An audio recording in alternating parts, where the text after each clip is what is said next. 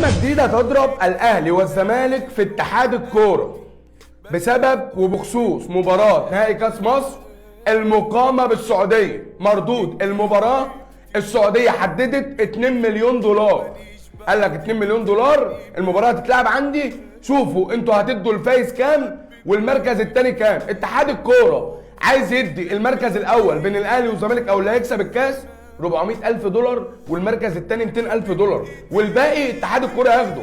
فده اللي عمل ازمه بين الاهلي والزمالك واتحاد الكوره، والاهلي والزمالك رافضين رفض تام لحد الان لعب المباراه. لحد دلوقتي لازم المشكله تتحل.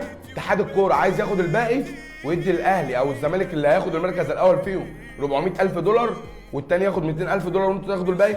فهنا الازمه شغاله، ولحد وقتنا هذا مجلس اداره الاهلي والزمالك متكاتفين، الاثنين حاطين ايديهم في ايد بعض ضد اتحاد الكوره.